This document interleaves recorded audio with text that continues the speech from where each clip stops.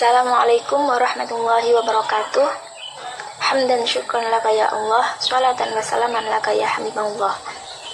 Saya Kuni Zakiyatul Laila sebagai moderator sekaligus pemateri pada kelompok 1 dengan tema Standar Profesional Akuntan Publik dan Kode Etik Profesi Akuntan Publik. Baik, untuk mempersingkat waktu, saya akan memperkenalkan rekan-rekan yang akan menyampaikan materi pada tema kali ini. Yang pertama yaitu Saudari Nurul Ramadhani. Untuk pemateri yang kedua yaitu Saudari Faizah Mufilda Amalia. Yang ketiga Saudari Kuni Zakiyatul Laila. Dan yang terakhir Saudara Ahmad Romli. Assalamualaikum warahmatullahi wabarakatuh. Saya Nurul Ramadhani, NIM E2018-356 akan menjelaskan mengenai materi pertama, yakni Standar Profesional Akuntan Publik. Apa sih yang dimaksud dengan SPAP? Standar Profesional Akuntan Publik adalah kodifikasi atau pedoman yang berisi berbagai pernyataan standar teknis yang merupakan panduan dalam memberikan jasa bagi akuntan publik di Indonesia. SPAP ini digunakan sebagai acuan ukuran mutu yang wajib dipatuhi oleh akuntan publik dalam pemberian jasanya. Dalam pedoman SPAP mengatur tentang standar profesi, yakni standar auditing, standar perikatan asuransi, standar perikatan review, standar pengendalian mutu, dan standar jasa terkait. Kemudian, untuk perkembangan standar profesional akuntan publik. Perkembangan standar profesional akuntan publik ini dimulai pada tahun 1973. Pertama kali disusun oleh Komite Ikatan Akuntan Indonesia atau IAI yang diberi nama Norma Pemeriksaan Akuntan. Namun, seiring dengan perubahan bisnis yang terjadi di awal tahun 90-an, ini menuntut akuntan publik untuk memperluas dan meningkatkan mutu jasanya. Kemudian, hal ini ditanggapi oleh IAI dengan mengambil dua keputusan penting, yaitu pertama, mengubah nama Komite Norma Pemeriksaan Akuntan menjadi Dewan Standar Profesional Akuntan Publik. Yang kedua, mengubah norma pemeriksaan akuntan menjadi Standar Profesional Akuntan Publik. Pada tanggal 1 Agustus 1994, lahirlah Standar Profesional Akuntan Publik pertama yang terdiri dari standar audit, standar atestasi, standar jasa akuntansi dan review, serta pedoman audit industri khusus. Hingga tahun 2007, para akuntan publik maupun non-publik Indonesia berhimpun dalam wadah organisasi profesi Ikatan Akuntan Publik Indonesia. IAPI merupakan organisasi akuntan publik yang independen, yang diharapkan mampu secara mandiri untuk mengembangkan profesi akuntan publik di Indonesia. IAPI juga merupakan anggota IFAKS, yakni International Federation of Accountants, yaitu organisasi profesi akuntan dunia. Seiring dengan era globalisasi dan komitmennya sebagai anggota IFAK, IAPI ini berketetapan untuk mengimplementasikan International Standards on Auditing atau ISA sebagai standar audit yang baru. ISA ini diterbitkan oleh International Auditing and Assurance Standard Board atau IAASB. Langkah awal yang dilakukan IAPI adalah dengan menerjemahkan ISA ke dalam bahasa Indonesia dan diberi judul Standar Profesional Akuntan Publik atau SPAP. Terhitung mulai tanggal 1 Januari 2013, Indonesia secara resmi mengadopsi ISA. Kemudian ada struktur SPAP baru. Di dalam struktur SPAP baru ini terdapat kode etik, kemudian ada SPM1, yakni Standar Pengendalian Mutu. Standar pengendalian mutu ini memberikan panduan bagi kantor akuntan publik dalam melaksanakan pengendalian kualitas jasa yang dihasilkan oleh kantornya dengan mematuhi berbagai standar yang diterbitkan oleh Dewan Standar Profesional Akuntan Publik IAPI. Kemudian ada kerangka untuk perikatan asuransi. Terdapat 3 standar, yakni standar audit, standar perikatan review, dan standar perikatan asuransi. Standar perikatan asuransi ini bertujuan untuk menetapkan prinsip dasar dan prosedur esensial bagi dan menyediakan panduan kepada setiap individu profesional yang berada di kantor akuntan publik. Kemudian ada standar jasa terkait. Yang selanjutnya Selanjutnya kita bahas mengenai standar audit. Di dalam standar audit terdapat 6 indikator. Ini prinsip umum dan tanggung jawab terdapat pada SA 200, SA 210, SA 220, SA 230, SA 240, 250, 260, sama 265. Kemudian indikator yang kedua yakni mengenai penilaian resiko dan respon terhadap resiko yang dinilai. Ada pada SA 300, 315, 320, 330, 402, dan 450. Kemudian indikator yang ketiga adalah bukti audit. Kemudian indikator keempat penggunaan hasil pekerjaan pihak lain. Kemudian indikator yang kelima berisi tentang kesimpulan audit dan pelaporan. Kemudian yang indikator keenam adalah area khusus. Terdapat pada SA 800, 805, dan 810. Cukup sekian materi pertama dari saya. Kurang lebihnya saya mohon maaf. Wassalamualaikum warahmatullahi wabarakatuh. Selanjutnya kita akan beralih ke materi kedua. Perkenalkan, nama saya Faiza Mufilda Amalia, NIM E20183067.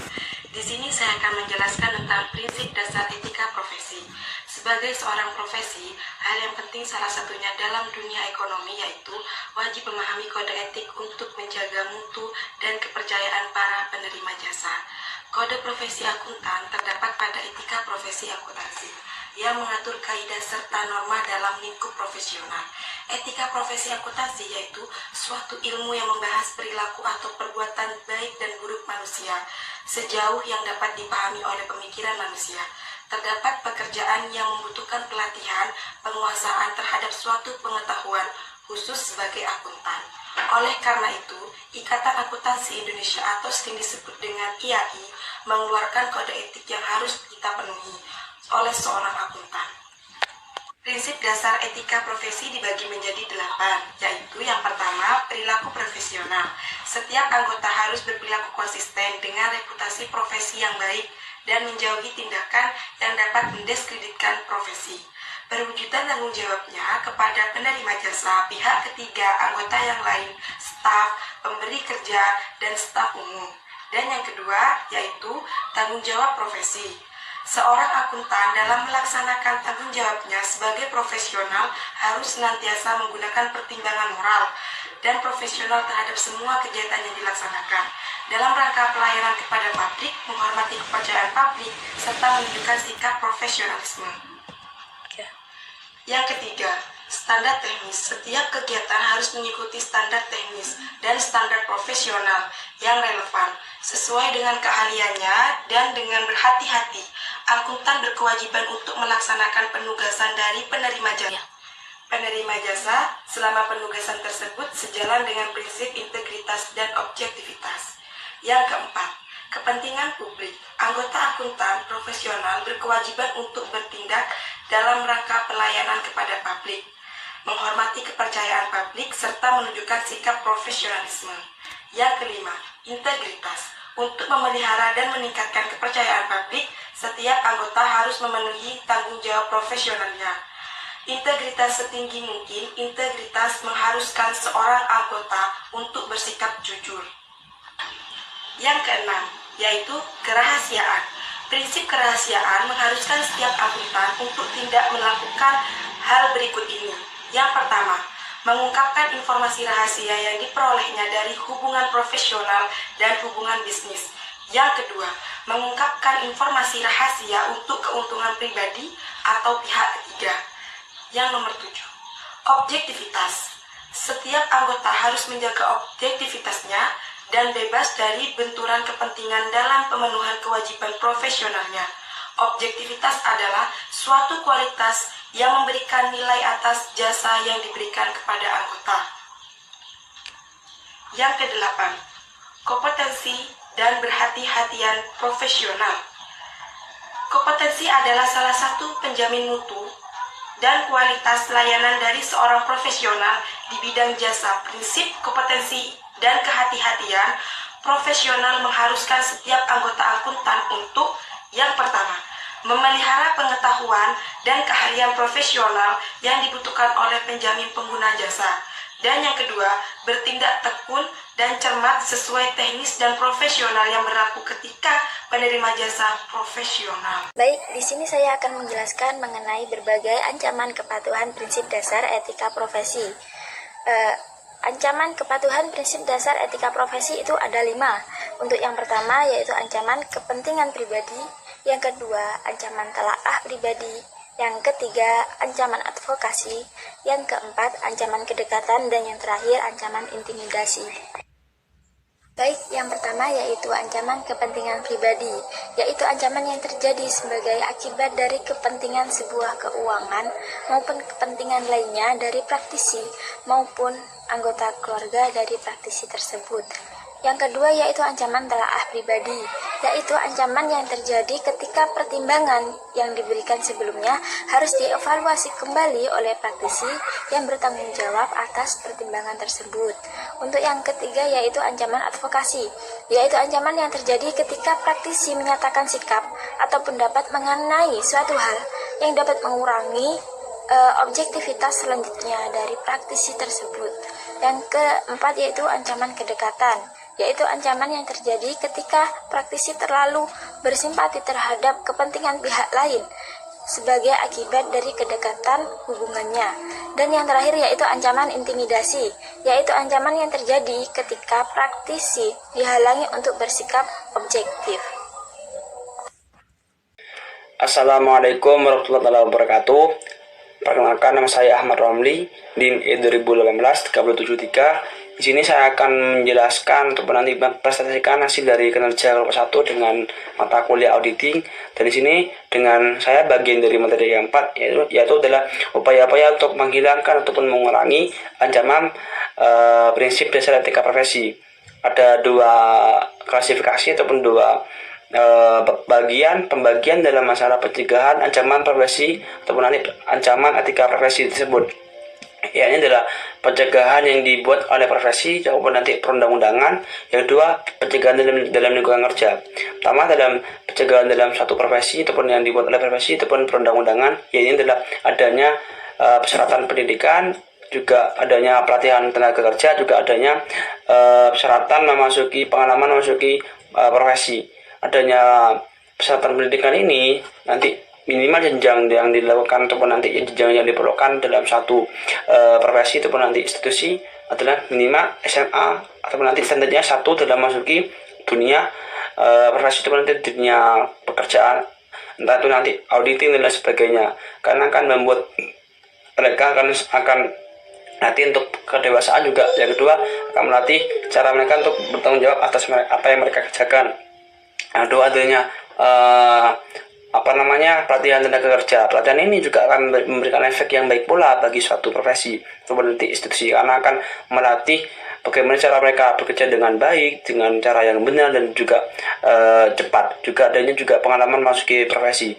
Pengalaman ini akan memberikan juga efek yang baik pula bagi para profesi ataupun nanti institusi, karena akan mereka paham dengan pengalaman yang akan pribadi individu mereka dengan apa yang mereka punyai sebagai bahan untuk jadi mereka masuki dunia tenaga kerja ataupun nanti dunia institusi profesi.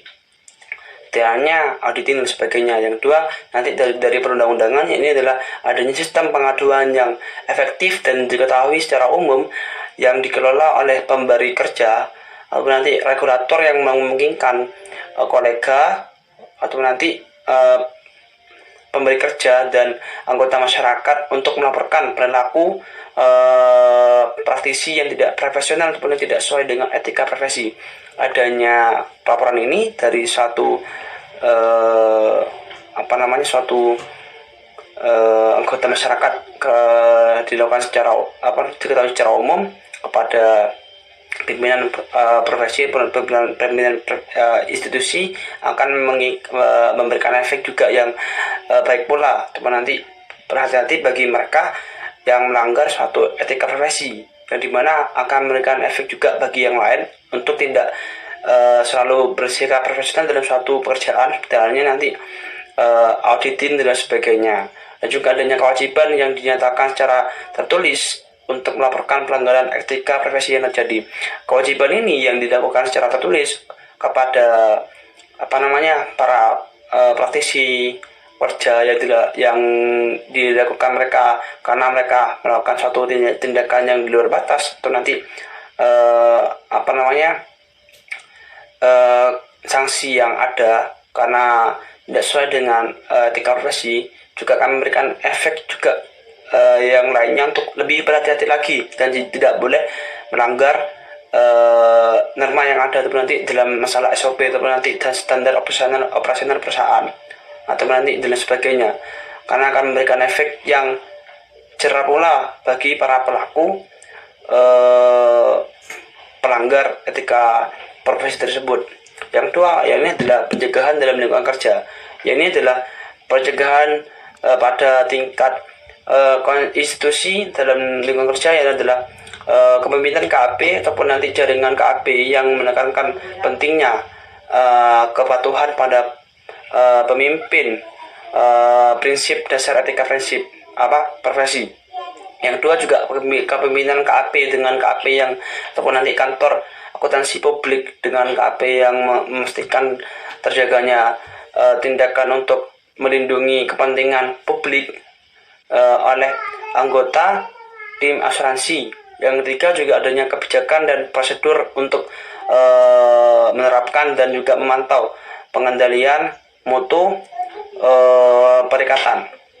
Dan juga yang kedua, pencegahan pada tingkat perikatan dalam lingkungan kerja. Yang pertama ialah melibatkan praktisi lainnya untuk menelaah hasil pekerjaan yang telah dilakukan untuk memberikan saran yang diperlukan. Ini akan juga memberikan efek yang baik pula ataupun nanti positif pula bagi para praktisi pekerja yang selalu menelaah hasil yang mereka kerjakan untuk dievaluasi apabila ada kesalahan. Dan juga yang kedua adalah melakukan konsultasi dengan pihak ketiga yang independen seperti komisaris independen, juga nanti organisasi profesi dan praktisi lainnya. Konsultasi ini juga perlu untuk melakukan suatu pekerjaan yang dalam suatu profesi tersebut. Juga nanti artinya juga mendiskusikan isu-isu etika profesi dengan pejabat klien yang bertanggung jawab atas